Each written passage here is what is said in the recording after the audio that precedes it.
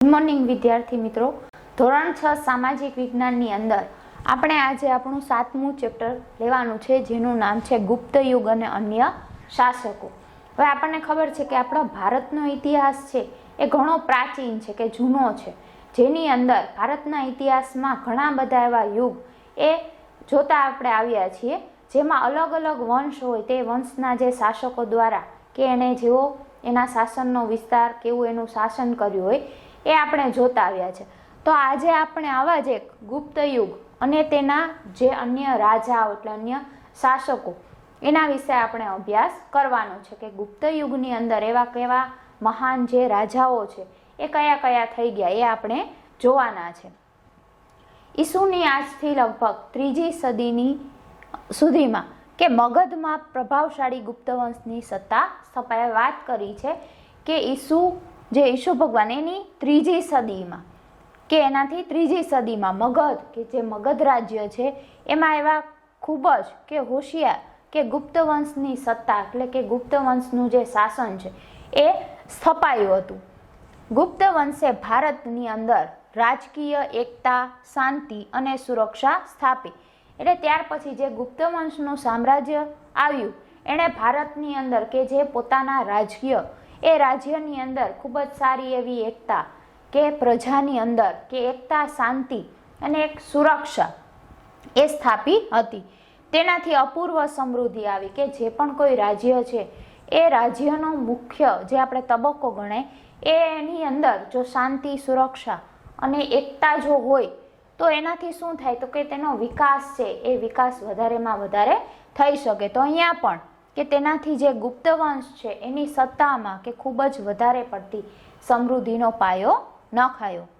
અને ગુપ્ત યુગને ભારતનો સુવર્ણ યુગ પણ કહેવામાં આવે છે કે જે આ ગુપ્ત યુગ આવ્યો ભારતમાં તો એ ભારતનો સુવર્ણ યુગ પણ કહેવાય છે. શું કામ શા માટે સુવર્ણ યુગ કહેવાય છે તો કે ગુપ્ત વંશની અંદર જેવા મહાન રાજાઓ થઈ ગયા કે જેણે પોતાના રાજ્યનો જે વિસ્તાર વધાર્યો અને ઘણું બધું એવી સ્થાપના કરી. તો એના માટે થઈને કે સુવર્ણ યુગ પણ કે સારામાં સારો એ યુગ પણ કહેવામાં આવે છે. આ તમને ખાલી જગ્યામાં ટૂંકા પ્રશ્નોમાં પણ પૂછાઈ શકે કે ગુપ્ત યુગને બીજો કયો યુગ કહેવામાં આવે છે. તો ગુપ્ત યુગને ભારતનો સુવર્ણ યુગ પણ કહેવામાં આવે છે કે સારામાં સારો એ સમયનો કે રાજાઓનો શાસનકાળ હતો. સુવર્ણ યુગ એટલે કે દેશની સમગ્ર પ્રજાની સર્વોત્કૃષ્ટ પ્રગતિ અને આબાદી. એટલે સુવર્ણ યુગ એટલા માટે કે એ વખતે કે જે દેશની સમગ્ર કે જે પ્રજાની અંદર જે સમૃદ્ધિ જોવા મળતી હતી તો એ સમૃદ્ધિ છે અને જ્યારે ગુપ્ત યુગની અંદર જે પ્રગતિ થઈ તો એ પ્રગતિનો એક સારામાં સારો યુગ એટલે ગુપ્ત યુગ કહેવાય છે. ગુપ્ત રાજાઓએ લોકોને શાંતિ અને સમૃદ્ધિ આપી કે જે ગુપ્ત વંશના જે એવા મહાન જે રાજાઓ થઈ ગયા હતા તો એ રાજાએ લોકોમાં કે પોતાના પ્રજાને કે કોઈ પણ જાતના અત્યાચારો કર્યા વગર, બાકી આપણને ખબર છે કે અમુક રાજા એવા નિર્દયી હોય છે કે પ્રજા પાસેથી એ શું કરે તો કે લૂંટે ને એવું કરે, પણ અહીંયા જે ગુપ્ત સમ્રાટો હતા કે ગુપ્ત રાજાઓ હતા એણે લોકોની અંદર શાંતિ અને એક સમૃદ્ધિ સ્થાપી હતી, જેની પ્રશંસા વિદેશી મુસાફરોએ પણ કરી છે કે જે બીજા વિદેશથી મુસાફરો એ જ્યારે આ યુગની અંદર આવ્યા અને એણે રાજાનો જે શાસનકાળ જોયો ત્યાર પછી જે એને પુસ્તકો લખ્યા તો એની અંદર પણ ખૂબ જ સારી એવા વખાણ, પ્રશંસા કરી હતી. ગુપ્ત યુગનો સુવર્ણ યુગ ઘણે અંશે ગુપ્ત સમ્રાટોનું જ સર્જન હતું કે જે આ સુવર્ણ યુગ એ એટલા માટે કહેવાય છે કે ઘણા વંશે કે જે ગુપ્ત રાજાઓ છે એનું એક સર્જન હતું કે એણે પોતાના યુગને એવી રીતના ખૂબ જ એના વંશને આગળ વધારવા માટે થઈને કે ઘણું બધું સારામાં સારું એના રાજ્યનો વિસ્તાર કર્યો હતો, એટલે કે સમ્રાટોનું સર્જન હતું. હવે આપણે ગુપ્ત યુગની જે માહિતી જોઈ હવે જોવાના છે કે એના કેટલાક શાસકો એટલે રાજાઓ, જેમાં સૌથી પહેલા એનો શાસક આવે છે ચંદ્રગુપ્ત પહેલો. નામ શું એ રાજાનું? ચંદ્રગુપ્ત પહેલો. હવે મગધના સામ્રાજ્યની અંદર શ્રીગુપ્ત એ ગુપ્ત વંશનો સ્થાપક હતો, એટલે કે જે ગુપ્ત વંશની સ્થાપના કરી તે કોના દ્વારે કરવામાં આવી હતી તો કે મગધના સામ્રાજ્યની અંદર એક એવો મહાન રાજા નામ એનું શ્રીગુપ્ત એ ગુપ્ત વંશના સાચા સ્થાપક તરીકે ઓળખાય છે. તેના પુત્રનું નામ ઘટોત્કચ ગુપ્ત હતું. હવે જે એના પછી એનો જે પુત્ર હતો એનું નામ શું હતું તો કે ઘટોત્કચ ગુપ્ત હતું. ઘટોત્કચ ગુપ્તના અનુગામી રાજા તરીકે ચંદ્રગુપ્ત પ્રથમ ઈસવીસન 319 એ પાટલીપુત્રની ગાદીએ આવ્યો હતો. હવે ઘટોત્કચના જે ગુપ્તના તો કે અનુગામી કે રાજા તરીકે એવા જ એક બીજો રાજા, શું નામ? ચંદ્રગુપ્ત પ્રથમ ઈસવીસન એનો અહીંયા સમયગાળો દર્શાવ્યો છે કે આજથી લગભગ 319માં એ પાટલીપુત્ર, મગધની જે રાજધાની પાટલીપુત્રની ગાદી એના શાસન ઉપર આવ્યો હતો. તેણે એક શક્તિશાળી કે લીછવી જાતિના કે જે એક કન્યા હતા, એનું નામ હતું કુમારદેવી, એની સાથે લગ્ન કર્યા હતા. કોણે? ચંદ્રગુપ્ત પ્રથમે, કે જે લીછવી જાતિના જ એક રાજકુમારી કે રાજકન્યા, એનું નામ કુમારદેવીની સાથે લગ્ન કર્યા હતા. અને ત્યાર પછી લીછવીઓની સહાયથી તેણે મગધ રાજ્યનો વિસ્તાર કર્યો હતો. કે જે લીછવી કે જે બીજા સામ્રાજ્ય હતા અને એના સહયોગ, એના સાથ સહકારથી જે મગધનો રાજ્યનો વિસ્તાર કે આજુબાજુના જે પણ પ્રદેશો છે એ પોતામાં લઈ અને મગધના રાજ્યનો વિસ્તાર એણે વધાર્યો હતો.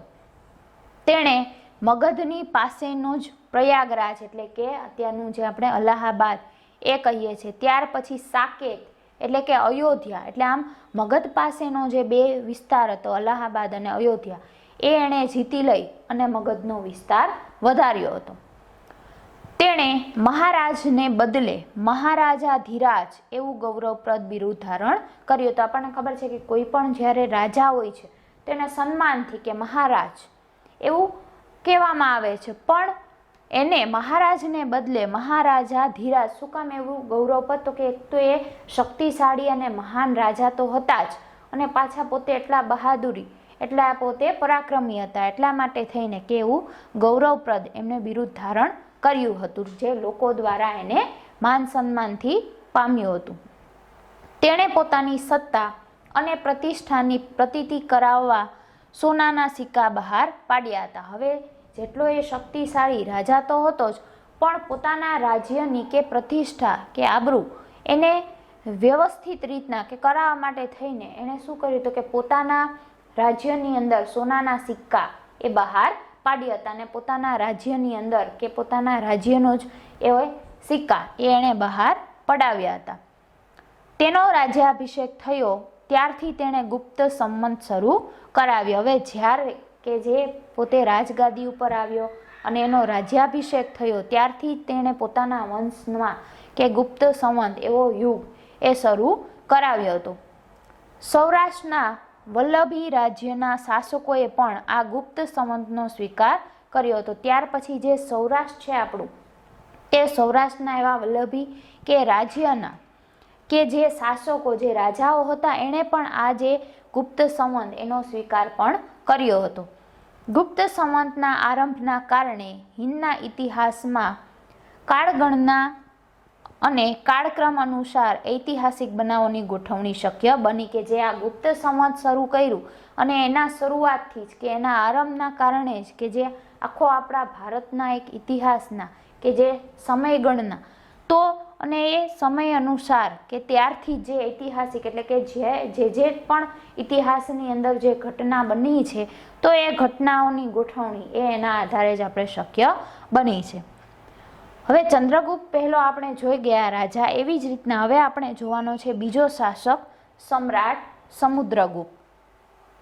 ચંદ્રગુપ્ત પ્રથમ પછી તેનો જ પ્રતાપી એવો પુત્ર સમુદ્રગુપ્ત ગાદીએ આવ્યો. કે જ્યારે ચંદ્રગુપ્ત પ્રથમ એ જે રાજા એના પછી કે એણે જેટલો શાસનનો વિસ્તાર વધાર્યો ત્યાર પછી એનો જ એક પુત્ર એવો જ પરાક્રમી અને એવો જ બહાદુરીપૂર્વક, નામ એનું શું? સમુદ્રગુપ્ત, એ પણ એની ગાદી પર આવ્યો હતો.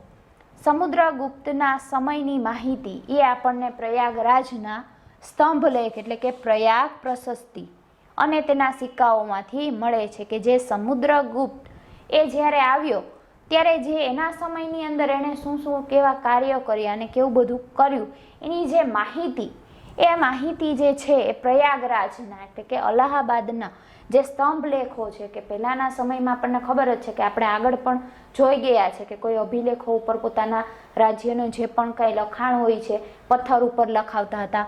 ત્યાર પછી સ્તંભ લેખ એટલે કે જે થાંભલા હોય છે એના ઉપર જે લખાણ લખાવતા તેવા સ્તંભ લેખ અને તેના જે જૂના જે સિક્કાઓ છે એના ઉપરથી મળી આવે છે.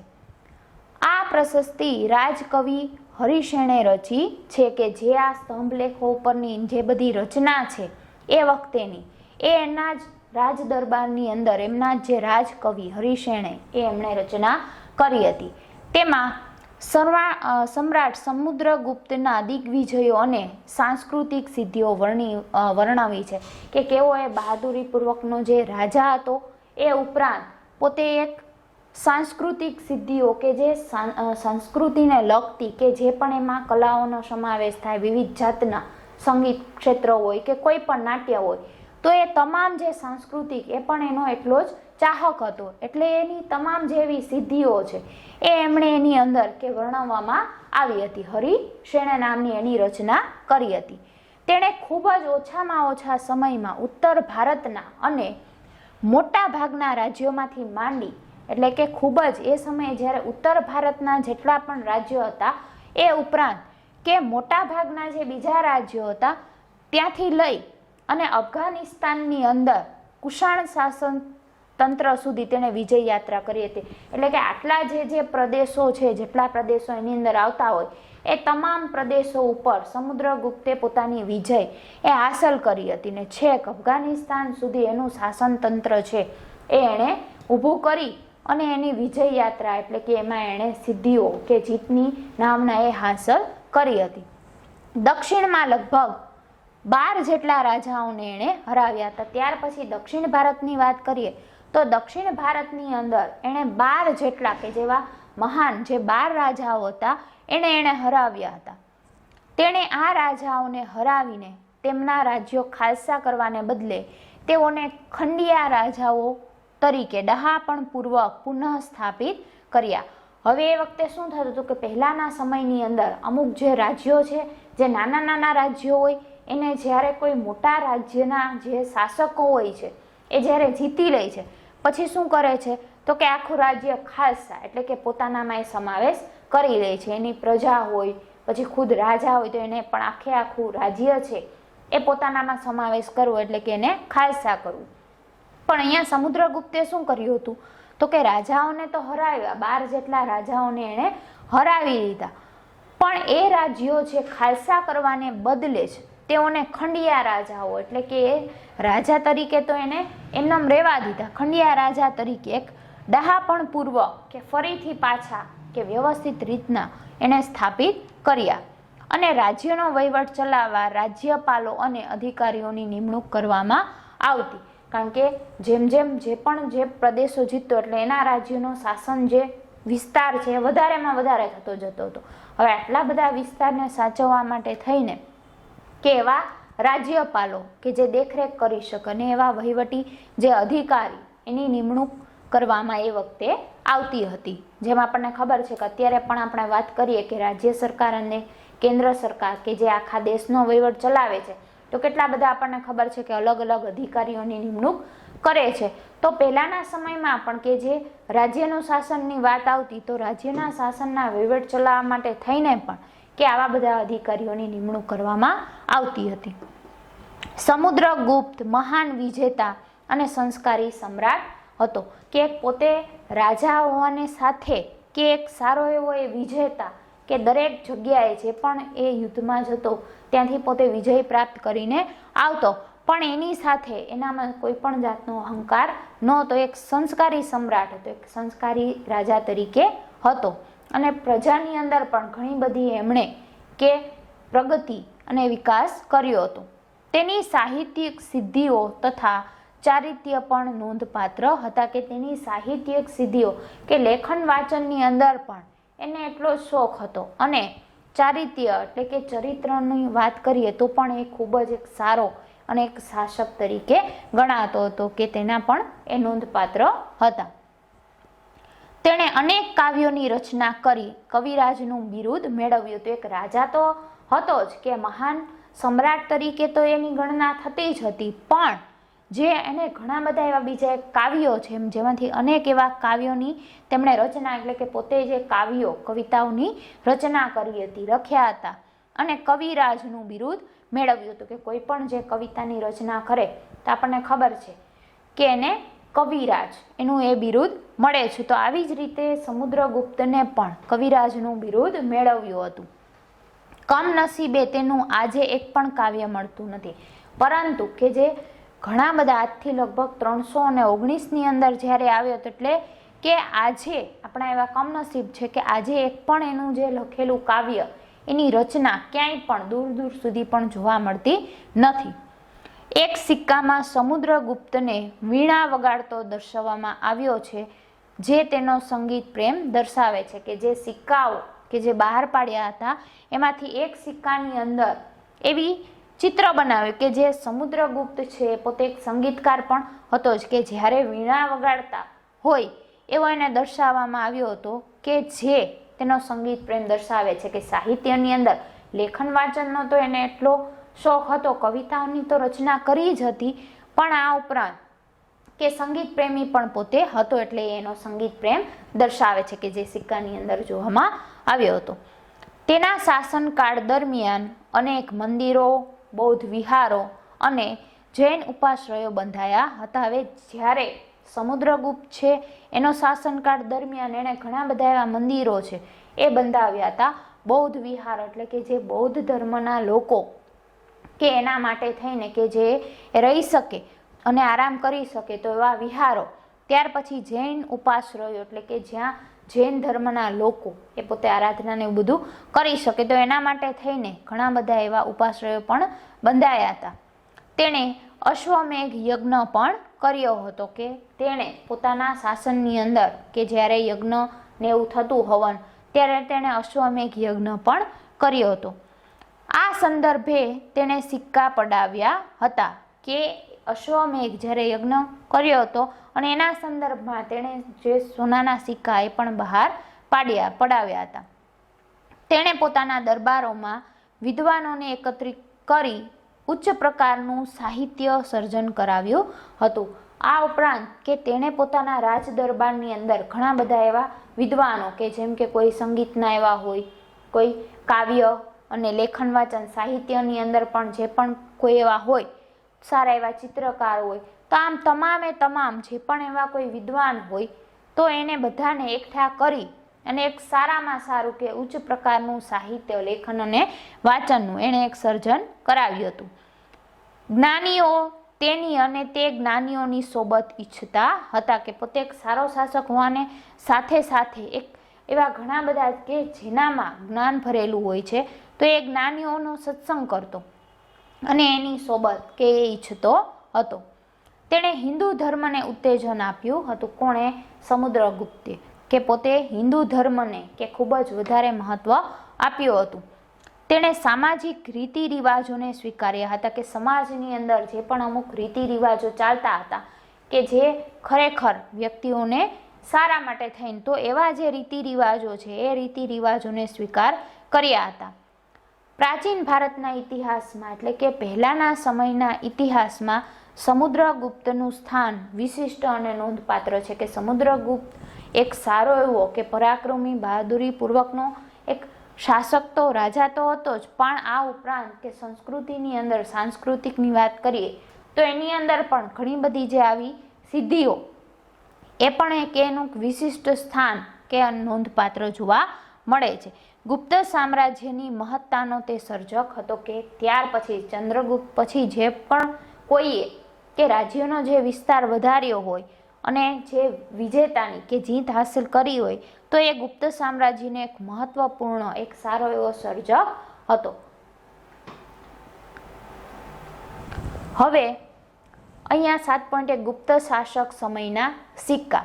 તમે જોઈ શકો છો કે જે આપણે આગળ પણ વાત કરી કે ગુપ્ત વંશના જે રાજા ચંદ્રગુપ્ત અને સમુદ્રગુપ્તે જે સોનાના સિક્કા બહાર પાડ્યા હતા તો એ સોનાના સિક્કા એ આપણે જોઈ તો નથી શકે, પણ આ જે ચિત્ર છે તો એ ચિત્રમાં આપણે સ્પષ્ટ જોઈ શકીએ છીએ કે સોનાના સિક્કા એ કેવા હોય છે. અને સોનાના સિક્કાની અંદર તમે જોઈ શકો છો કે અમુક જે છાપ કે કેવી રીતના એની જે ડિઝાઇન એ કરવામાં આવી છે, તો એ તમે અહીંયા ચોખ્ખું કે આ રીતના એ સોનાના સિક્કા છે એ બનાવવામાં આવતા હતા. કે કોઈ પણ રાજ્યના જ્યારે એનો શાસનની વિસ્તાર કે કોઈ પણ એ આપણને આમાં જોઈ શકાય છે કે કેવા રીતના એ સોનાના સિક્કા છે એ બનતા હતા. ત્યાર પછી હવે આપણે સમ્રાટ ચંદ્રગુપ્ત બીજો, જેને કે વિક્રમાદિત્ય પણ કહેવામાં આવે છે, એના વિશે આપણે વાત કરવાની છે. ચંદ્રગુપ્ત પ્રથમે આપણે જોઈ ગયા, પછી તેનો પુત્ર સમુદ્રગુપ્ત, એના વિશે પણ આપણે જોયું. હવે જોવાનું છે સમ્રાટ ચંદ્રગુપ્ત બીજો કે વિક્રમાદિત્ય. ત્યાર પછી સમુદ્રગુપ્તનું અવસાન થયું. કે સમુદ્રગુપ્ત જે છે એ જ્યાં સુધી જીવ્યો ત્યાં સુધી એણે પોતાના સામ્રાજ્યની અંદર કે વિકાસનો પાયો એ તો એણે શરૂ કર્યો જ તો.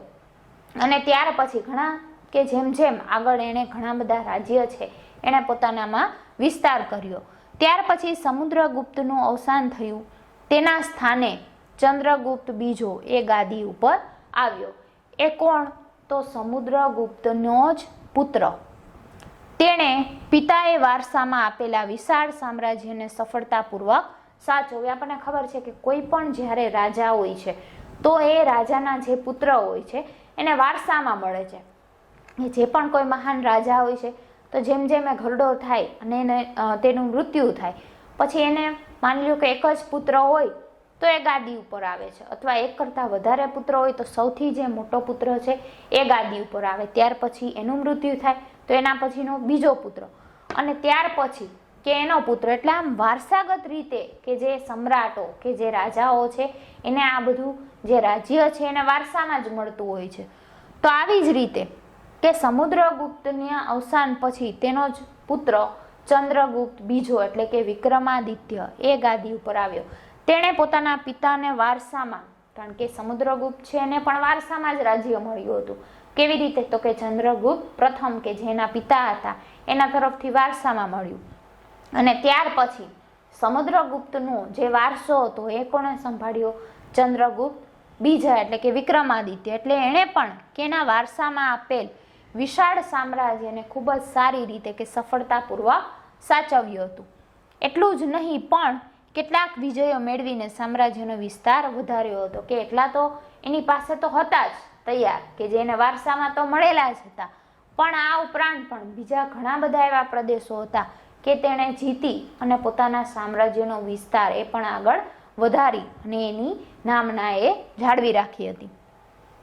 ચંદ્રગુપ્ત બીજો ગુપ્ત વંશનો સૌથી પ્રતિભાશાળી શાસક હતો. એવું કહેવાય છે કે જે ચંદ્રગુપ્ત બીજો છે એ ગુપ્ત વંશની અંદર કે જેટલા પણ રાજા એમાં સૌથી પ્રતિભાશાળી એટલે કે ખૂબ જ હોશિયાર એ રાજા હતો. તેના સામ્રાજ્યની સરહદો શક રાજ્ય સુધી વિસ્તરેલી હતી. હવે એના રાજ્ય, એનું જે સામ્રાજ્ય હતું કે એ સામ્રાજ્યની જે હદ કે જે સરહદ છે એ શક રાજ્ય કે બીજું એક રાજ્ય હતું શક રાજ્ય, એ શક રાજ્ય સુધી એની સીમા એ વિસ્તરેલી હતી. તેણે ગુજરાત ઉપર હુમલો કરી શક ક્ષત્રિય વંશના રાજ્યનો અંત આણ્યો. હવે ત્યાર પછી શું કર્યું એણે? તો કે જે ગુજરાત છે ગુજરાત ઉપર એમણે હુમલો કરી અને યુદ્ધ કર્યું. ત્યાર પછી જે શક અને ક્ષત્રિય જે વંશ કે જે રાજ્યના હતું રાજ્ય, તો એ શક ક્ષત્રિય વંશના રાજ્યનો એણે અંત કે રાખ્યો હતો. અને આ વિજયની યાદમાં શકારી બિરુદ ધારણ કર્યું. તે વિક્રમાદિત્ય પણ કહેવાયો. એટલે કે એ રાજ્ય છે એ રાજ્યને યુદ્ધ કરી અને પોતાનામાં જે રાજ્ય લઈ લીધું. હવે એ જ્યારે કે શક ક્ષત્રિય રાજ્ય એણે જ્યારે જીત્યું એટલે એની જીતમાં કે એની યાદમાં શક રાજ્ય એણે જીતી લીધું. એટલે કે શું નામ? શકારી, એવું એનું બિરુદ એ એણે ધારણ કર્યું હતું. અને ત્યાર પછી તે વિક્રમાદિત્ય પણ કહેવાયો હતો. એટલે કે ખૂબ જ બહાદુરીપૂર્વકનો એક શાસક. તેણે 300 વર્ષથી પગદંડો જમાવીને બેઠેલા ક્ષત્રિયોને હાંકી કાઢવા માટે શક્તિશાળી રાજ્યો સાથે લગ્ન સંબંધો બાંધી તેમની મદદથી પોતાનું સૈન્ય બળ વધાર્યું. હવે શું કે જે આ શક અને ક્ષત્રિય જે બીજા વંશના રાજ્યની અંદર જે રાજાઓ શાસન કરતા હતા એ આજથી લગભગ 300 વર્ષ સુધી શક અને ક્ષત્રિયનું જે શાસન ચાલતું હતું. તો કે 300 વર્ષથી પોતાની પગદંડો કે સત્તા જમાવીને બેઠેલા એવા શક ક્ષત્રિયોને એણે એક જ ઝટકામાં કે હાંકી કાઢવા. પણ એ હાંકી કાઢવા માટે થઈને કે શક્તિશાળી રાજ્યોની સાથે તેણે શું કર્યું કે લગ્ન સંબંધો બાંધી, એટલે કે તેમની જે રાજકન્યાઓ એની સાથે કે લગ્ન કર્યા અને ત્યાર પછી કે એની મદદથી પોતાનું જે સૈન્ય બળ છે કે જે આખું લશ્કર છે એ પોતાનામાં લઈ અને આ રીતે શક અને ક્ષત્રિયોની સાથે એણે યુદ્ધ કર્યું અને તેમને 300 વર્ષથી જે શાસન ચાલતું હતું એ શાસનને એક જ ઝટકામાં હકારી દીધું અને એનું સૈન્ય બળ વધાર્યું. આ લગ્ન સંબંધો બાંધી તેને પોતાના સામ્રાજ્યના વિસ્તારમાં અને દુશ્મનોને મહાત કરવામાં ખૂબ જ ઉપયોગી થયા. હવે જે લગ્ન સંબંધો એણે બાંધ્યા અને ત્યાર પછી એમના જે રાજાઓ હોય છે, રાજકન્યાના જે રાજાઓ હોય છે, એને પોતાના મદદથી એ પોતાના જ સામ્રાજ્યનો વિસ્તાર, પોતાના રાજ્યના વિસ્તાર વધારવામાં અને દુશ્મનોને કે માત એટલે પરાજય આપવામાં જે ખૂબ જ ખરેખર આ સંબંધો ઉપયોગી થયા. તેણે જીતેલો નવો પ્રદેશ ઘણો જ અગત્યનો હતો. હવે જે પણ એ પ્રદેશ એણે જીત્યો હતો એ ખૂબ જ અગત્યનો હતો. ગુજરાત અને સૌરાષ્ટ્રના સમૃદ્ધ પ્રદેશો ભૃગુ કચ્છ એટલે કે ભરૂચ અને સ્તંભ તીર્થ એટલે ખંભાતના ધીકતા બંદરો ગુપ્ત સામ્રાજ્યને મળ્યા. હવે એ વખતે કે ગુજરાતની અંદર આવેલું સૌરાષ્ટ્ર અને એના જે સમૃદ્ધ કે એ વખતે કે જે સારામાં સારા જે પ્રદેશો હતા, ભૃગુ કચ્છ એટલે કે જે ભરૂચ ને એ કહેવાય છે ભૃગુ કચ્છ, તો ભરૂચ અને સ્તંભ તીર્થ એટલે કે જે અત્યારનું જે આપણે ખંભાત જે બંદર છે એ વખતે આ બે બંદરો છે એ ખૂબ જ સારામાં સારો વ્યવસાય કરતા હતા. તો એવા જ બંદરો એ ગુપ્ત સામ્રાજ્યને મળ્યા હતા. પરિણામે રાજ્યનો દરિયાઈ વેપાર ખૂબ વધ્યો અને ગુપ્ત રાજાઓ અખૂટ સંપત્તિના માલિક બન્યા. હવે આપણને ખબર છે કે જે દરિયામાંથી આપણને ખબર છે કે પહેલાના સમયમાં એરોપ્લેન કે એની તો એ તો બધી પછી શરૂઆત થઈ, પણ એ વખતે શું હતું તો કે જે પાણીની અંદર જે જળમાર્ગો દ્વારા કે જે વેપાર થતો અને ખાસ કરી કે જે આવા બંદરો હોય છે જે વહાણો દ્વારા તો કે વેપાર કરતા હતા એક પ્રદેશથી બીજા પ્રદેશ, એક રાજ્યથી બીજા રાજ્ય તરફ જવા માટે. તો પરિણામે તો કે રાજ્યનો જે દરિયાઈ વેપાર છે કે દરિયામાંથી જે વેપાર કરવામાં આવતો જહાજ દ્વારા, તો એ વેપાર છે એ ખૂબ જ વધ્યો અને ગુપ્ત રાજાઓ એ વખતના ગુપ્ત વંશના જે રાજાઓ છે એ વખતે અખૂટ સંપત્તિના માલિક બન્યા કે એમની પાસે કે જે ધન છે એ ખૂબ જ વધારે મળતું જોવા મળ્યું હતું. એટલે કે અખૂટ સંપત્તિના સારો એવો વ્યવસાય થતો, એટલા માટે થઈને કે અખૂટ સંપત્તિના માલિક બન્યા. હવે અહીંયા એક આપણે જોવાનું છે, નીચે નકશો આપેલો છે જે ગુપ્ત શાસિત ભારતનો નકશો છે, એટલે કે જે ગુપ્ત વંશના જે શાસકો એનો આ નકશો છે. કે અહીંયા અરબ સાગર છે, બંગાળાનો ઉપસાગર છે, ત્યાર પછી પાટલીપુત્ર કે જે ગુપ્ત વંશની કે જે રાજધાની છે, અહીંયા નર્મદા નદી, ગંગા, ત્યાર પછી અહીંયા સિંધુ નદી છે, આ બાજુ હિમાલય છે અને અહીંયાથી કે જે વિસ્તારની અંદર કે જે વેપારને બધું થતો હતો એ આપણને દેખાડ્યો છે.